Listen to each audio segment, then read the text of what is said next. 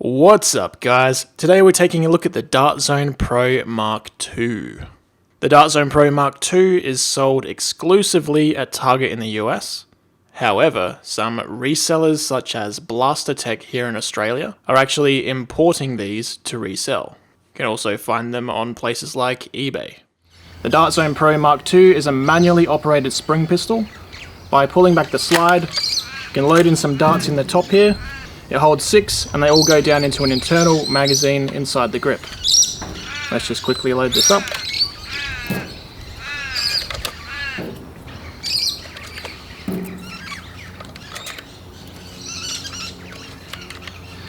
With all 6 shots in there, you can close the slide.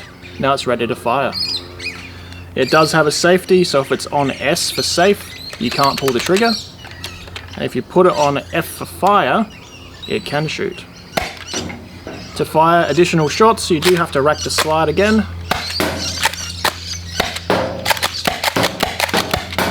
It's pretty easy to use.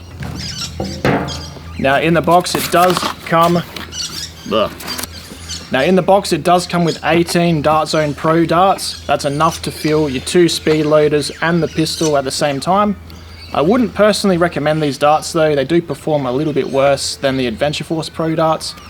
And also, if you want to buy refills of these, you have to buy them in a combo pack with full-length darts, which are useless to you with this pistol, because this pistol only shoots half-length darts. So yeah, I'd recommend getting these Adventure Force Pro darts instead. They're all half-lengths, and they come in packs of 100. Now, as I just mentioned, it does come with a speed loader, so how you use that is there's a directional arrow on here pointing which way the darts have to face, where you just push them into there.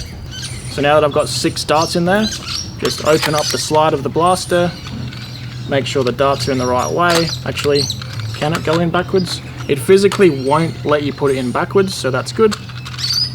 Put it around that way, it kind of locks in, and then just push all of your darts down in the blaster.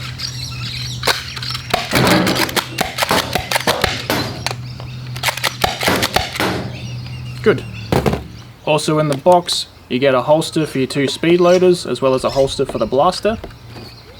So your speed loaders just friction fit in. Seems to have pretty good retention. I wouldn't say there's any risk of these falling out while you're running or jumping over things. And it's simply designed to have your belt go through there, and it will sit up against your body. The holster for the pistol is also just a plastic material. Pistol friction fits in. Seems to have pretty good retention, and this one's belt clip is actually adjustable, 3 positions depending on how you'd like your draw. Now, as some people have already pointed out, such as Jungular on his review, this is specifically designed for right-handed draw, so this holster is completely useless to you if you're left-handed, but I'm sure you'll be able to find some custom holsters for the Dart Zone Pro Mk-2 if this holster won't cut it for you. Now, also in the box, it comes with this orange muzzle extension. If you play at a private field like here at Battle for Waterloo, there's probably no need to ever use this front orange piece, but if you still play in a public park or something, I would definitely recommend using it. In fact, a lot of clubs, even in Australia here, and especially in the US, are going to make this orange tip mandatory. Now, this front muzzle piece is a loose fit on your darts, so I think it will affect accuracy as the darts bounce around inside there. And it may also reduce the velocity and total range of the blaster, but I'll test that later on. One other downfall of this front muzzle piece is that you cannot use it at the same time as the holster, because the holster is designed to fit the blaster itself. Although the muzzle piece does have a belt clip on it, so you could keep that on you and then draw your blaster out. Once you have the blaster drawn, grab your muzzle piece and attach it like so. Personally though, I think this looks less like a real steel pistol with it out of the holster than in the holster. So I reckon if you're having to use the orange muzzle piece, you're probably also having to not use the holster. Now, I don't know if you've actually noticed this one here in the background, but I've got 2 of these. This one here I've kept stock for a review of the stock performance. And this one here, I've absolutely modded it to the max, and I'll show you what kind of performance I'm getting out of it later.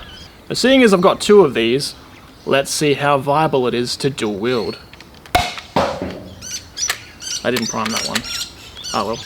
Priming the offhand one, I simply take these two fingers, and with the stock one, I can easily pull that back. With my modded one with a spring spacer, that's a bit too heavy. So what I've ended up doing with the modified one with the spring spacer in it is actually kind of karate chopping the front of the slide and getting my hand in there, and now I can push it all the way back. Simply my two fingers don't have enough purchase to pull this all the way back from there.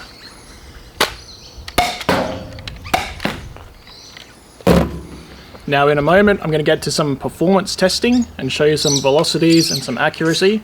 But first I just want to show you guys something pretty cool. So firstly, out of the box, stock, oh it still has darts in it. So out of the box, this thing doesn't have any kind of an air seal. Pull my finger away, the piston's already hit the end of the plunger. What I've managed to do with this modified one though, is give it a perfect air seal.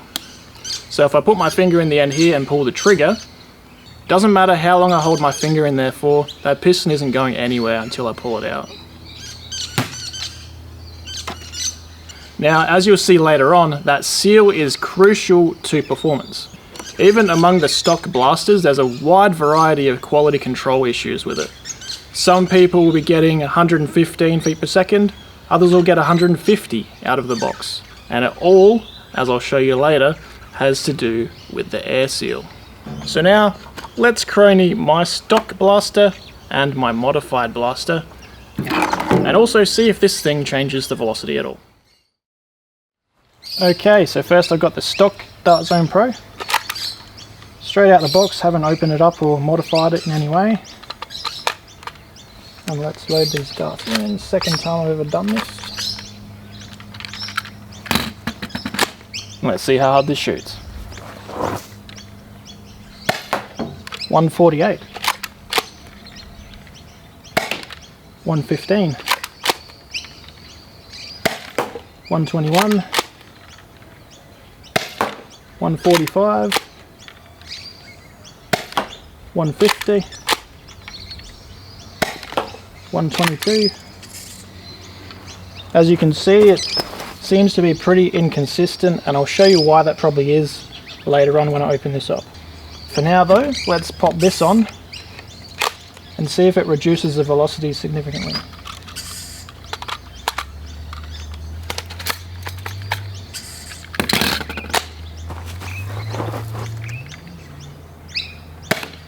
$130, $110, $109, $127, $140, $144. So we didn't get any 150s. I'd have to guess from the small sample size that it reduces by about 5 FPS. Now I'm just about to test the modified one, but something I've just remembered is the Picatinny on the bottom here is non-standard. The grooves are actually not deep enough that if you want to attach something, you have to file it deeper first, otherwise it just won't go on.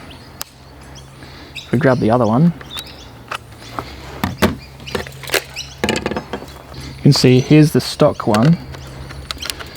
That just, it won't go on. There's no way. Okay, so now a Chrony test with my modified one. I did post a Chrony test up when I first put the spacer in.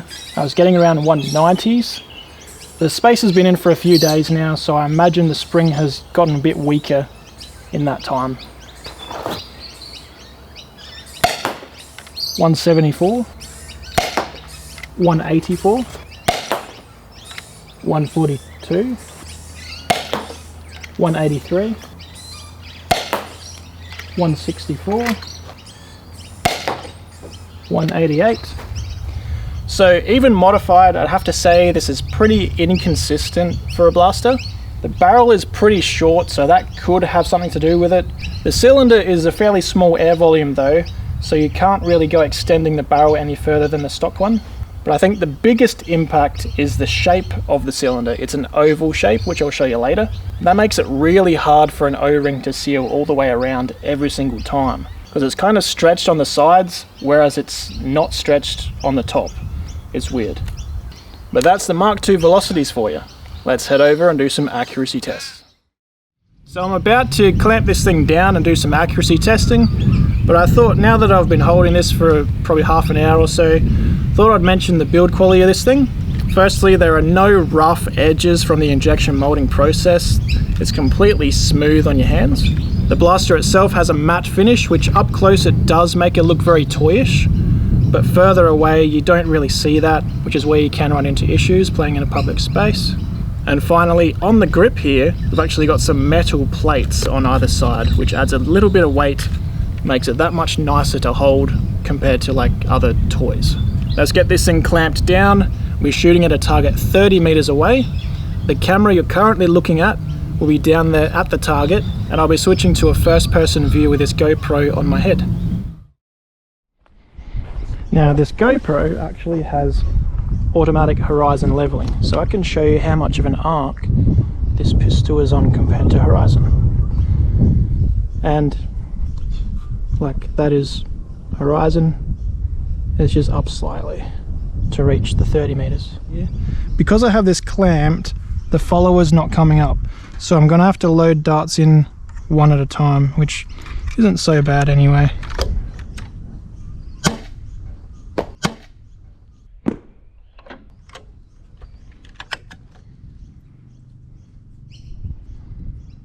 First shot was a hit.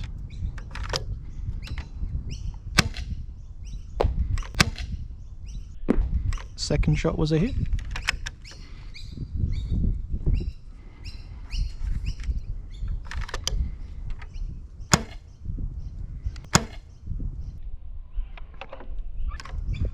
Third shot was a slight miss to the right.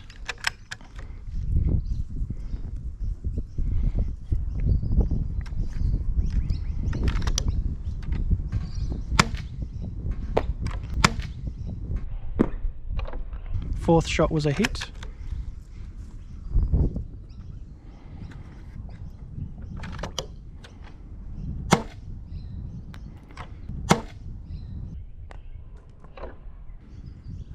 Fifth shot was on line to hit the center, but it dropped short of the target.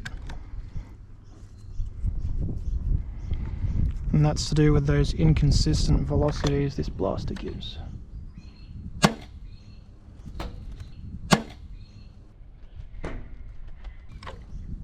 Sixth shot would have hit the target but went high. So I have to say, despite the velocity inconsistencies with the Mk-2, the accuracy on the vertical axis is very consistent. Only one of the darts actually went too far to the right that it would have missed the target. All the others, they missed because they were too low or too high, and that's because of the inconsistency in velocity. So now I'm just going to chuck this orange muzzle piece on to see if it reduces the accuracy much. Just if it's dramatically bad, that's what I want to find out. Alright, let's see where this first shot goes.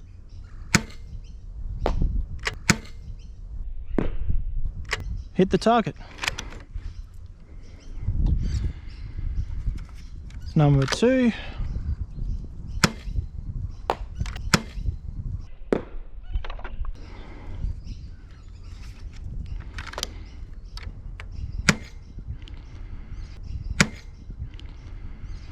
That one went way short.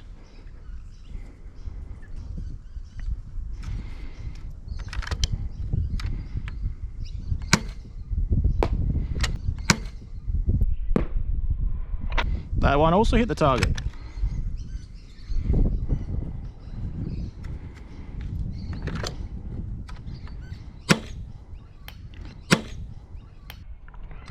That one went way too high, but it was on line with the center of the target. I'll just do one more.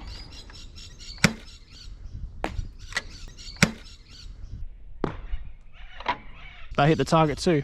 Okay, I'd have to say the orange muzzle doesn't seem to affect accuracy at all. At least not from what I can tell. Perhaps this is short enough that the darts never hit the outside edges on the way out. And yep, that follower's now working, that we're out of the vise, and I haven't scuffed that at all really. Alright, so now we're going to do the modified one. I, for some reason, don't think this is going to need as much of an angle on it.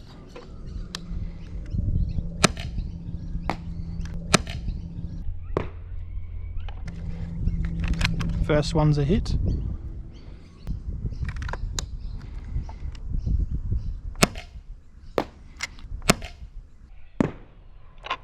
Shot 2 is a hit.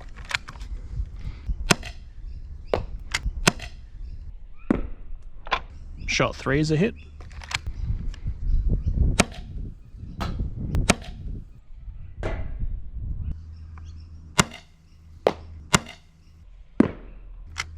Shot 5 was a hit. Shot number 6, last shot.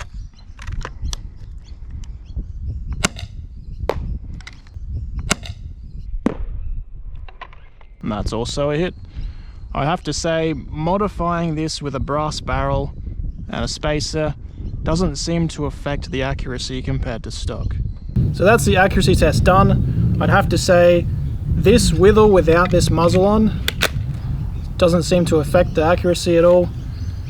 The modified one also doesn't seem to be any less accurate than the stock one, even though it has a lot more air pushing behind the dart. Overall, I think the Mk-2 is an awesome little sidearm. Personally, for me, because we play with gel blasters as well, I'd probably just use a gas blowback gel blaster as my sidearm if I want to run a sidearm. But in a world where gel blasters don't exist, this thing is an awesome sidearm, and I would recommend it.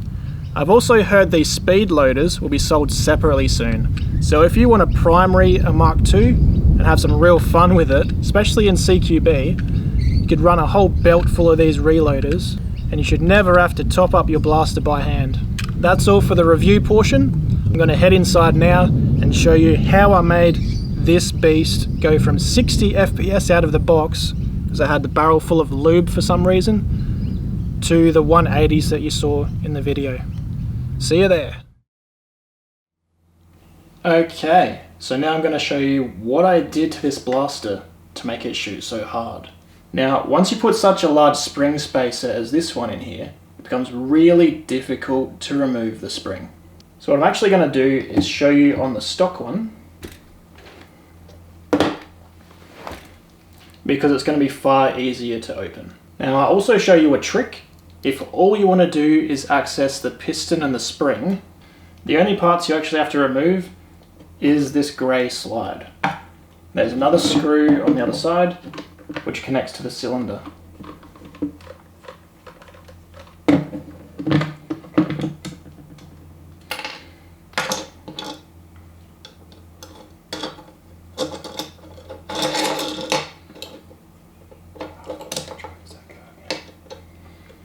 Does it go that way? Yep. So now that I've got that grey slide removed, all I need to do to get the spring out is put a little bit of compression on it, and out it comes. I can also just simply remove the piston. Now, the first major problem with the seal of this blaster comes from the piston itself. I don't know if you can see if I zoom in the camera, but the O-ring does not stick out at the bottom or the top. So it doesn't actually contact the inside of the cylinder. Okay, so to open the blaster, just remove all of the screws, except you don't have to remove the ones on the metal side plates. Pry the two halves apart. And this is what your internal should look like. You can refer back to this in case you knock anything out of place. Now, allow me to demonstrate the main issue with this blaster. This here is your cylinder. Here's the piston. And if I put my finger over the end where the air comes out, you can see the piston moves freely with no resistance at all. What I did to solve this was I grabbed some Teflon tape and I took the O-ring off and just wrapped some Teflon tape around. You don't want to get it on any of the plastic, because what we're trying to do is raise the O-ring up above the plastic. Currently in parts it sits below. Now it's also kind of a double-edged sword putting Teflon tape on here, because you can put too much on and then there'll be too much resistance that even with the power of the spring, it slows down the movement of the piston, so you get lower velocities anyway. So what I did is I put, say, 3 wraps of Teflon tape on, and then slowly kept testing it, removing some, testing it, removing some, and you get right on that borderline where you put your finger on there, and as long as the piston's dead straight, it should still get to about there and have quite a lot of resistance.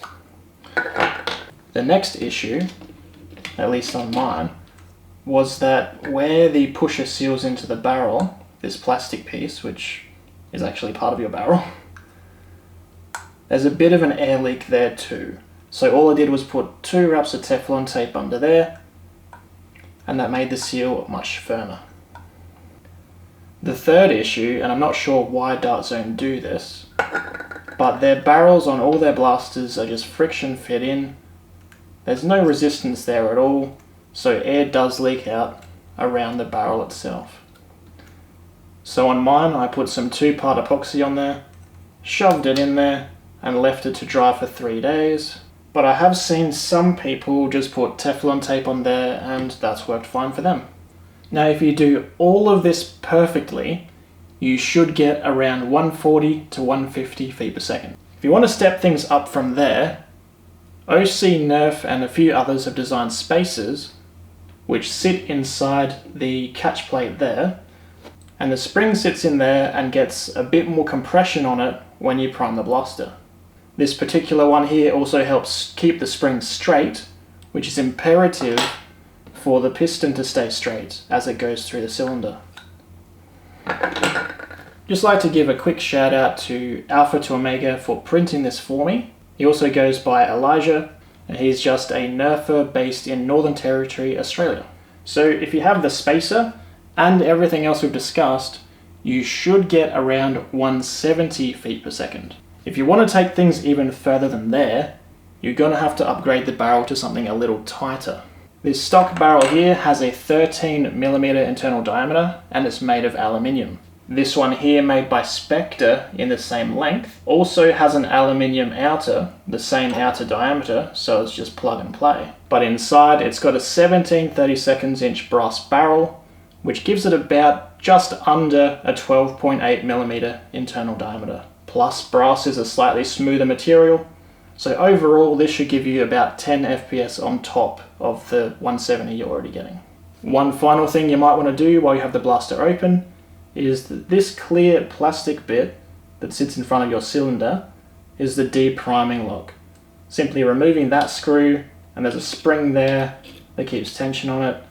You can also remove the screw on that and just lift the whole thing out and chuck it in the bin. That's going to allow you to deprime the blaster when you're done using it instead of having to dry fire. So all those things combined into this blaster, I was able to get a high of 188. If you try these mods yourself, let me know in the comments down below what kind of velocities you managed to get. But now that I've shown you all the mods I did to it, that's the end of the video, so thank you for watching. We're almost at 10,000 subscribers now, so make sure you give this video a thumbs up, subscribe if you're not already subscribed, and I'll see you on the next one.